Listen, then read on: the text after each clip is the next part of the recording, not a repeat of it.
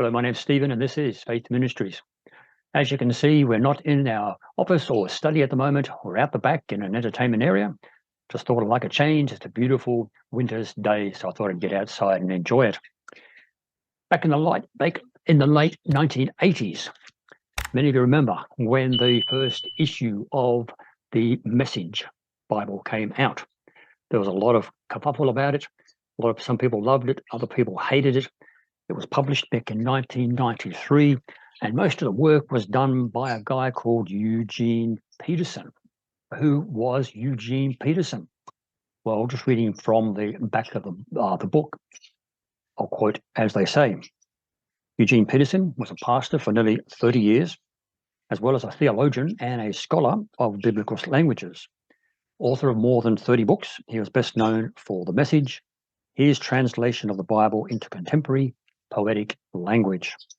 His ministry as a pastor and his writings on theology and spirituality have shaped generations of Christians around the world. Now, for those of you who maybe are new to this channel and haven't looked at some of the Bible translations that we've done in the past and don't have a great understanding of where the actual message fits, let's have a look at that spectrum that we normally have a look at.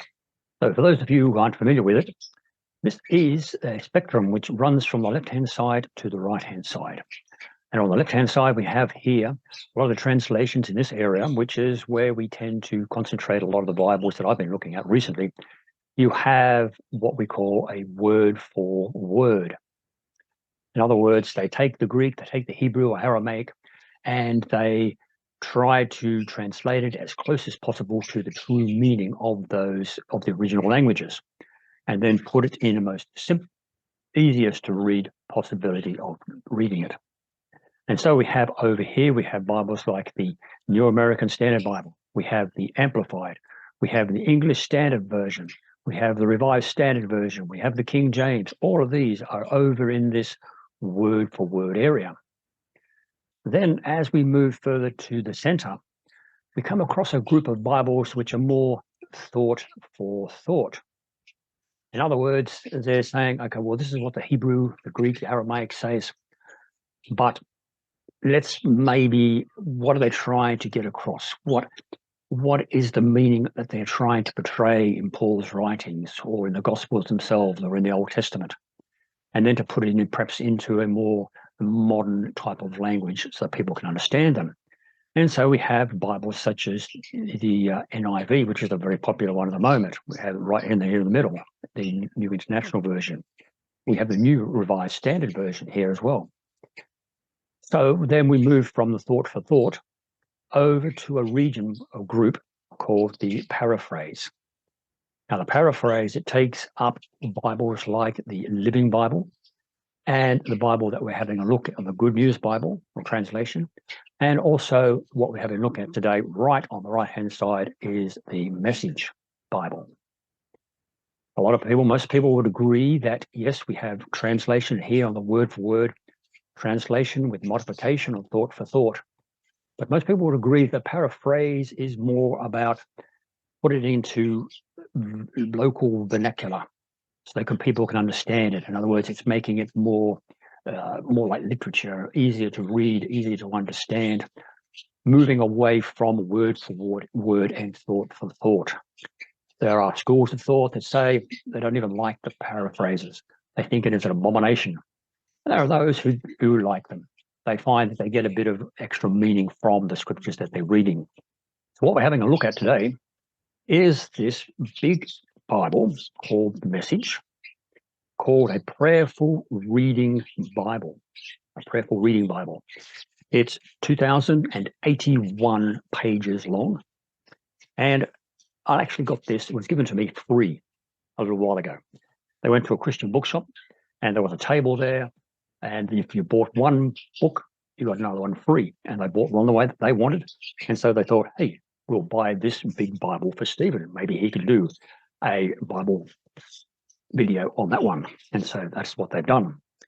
So let's just have a look at the introduction, just a brief look at it as to what they're saying. It says here in the introduction, which is written by Eugene Peterson, reading is the first thing, just reading the Bible. As we read, we enter a new world of words and find ourselves in a conversation in which God has the first and last words. We soon realize that we are included in the conversation. We didn't expect this, but this is precisely what generation after generation of Bible readers do find. The Bible is not only written about us, but to us, it says. In these pages, we become insiders to a conversation in which God uses words to form and bless us, to teach and guide us, to forgive and to save us. Now, for those of you who may have not ever even read the Message Bible or even heard it spoken, let me just give you an example. You know Psalm 23. The Lord is my shepherd, I shall not want. He makes me lie down in green pastures. He leads me beside still waters, etc. This is how the Message reads. God, my shepherd, I don't need a thing. You have bedded me down in lush meadows. You find me quiet pools to drink from. True to your word, you let me catch my breath and send me in the right direction. Even when the way goes through Death Valley, I'm not afraid. When you walk at my side, your trusty shepherd's crook makes me feel secure. You serve me a 6-course dinner right in front of my enemies. You revive my drooping head. My cup brings with blessing. Your beauty and love chase after me every day of my life. I'm back home in the house of God for the rest of my life. And so that is very much a poetic type of way of actually rewriting Psalm 23. As you notice, Eugene Peterson, he very much emphasized American slang, American colloquialisms.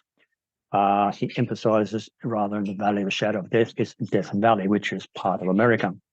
He talks about a 6-course dinner, which is very much a Western style or expression that we know. And so that's just an example of what the Message is like. I'm just going to read another section from the How to Get the Most Out of This Bible. It says here that Eugene Peterson writes in Introduction to the Message, these pages we become insiders to a conversation in which God uses words to form and bless us, to teach and guide us, to forgive and save us. This is not a new idea from Eugene, but rather his expression of the ancient Christian understanding of how we encounter God through Scripture, the spiritual discipline of holy, sacred, divine reading has been a principal means for generations of Christians to experience this divine encounter through the pages of the Bible. And so, in other words, he says here, we pause for a moment to prepare to encounter God. And during the first reading, and then making observations about the text, reflecting on what we observed in our readings of the text and in ourselves as we read, and engaging in conversation with God inspired by the text, taking notes of what this time with God has brought to the surface, and considering how this time with God translates into our lives with God. And so in the actual Bible, they have the entire Message Bible, Old and New Testament. When it first came out, the one I had earlier was the New Testament only. It has guided reflections. It has structured pages and journaling pages all the way through it. Now, these guided passages or guided studies aren't at every chapter, aren't on every page. There's only a selective number of them throughout the Bible.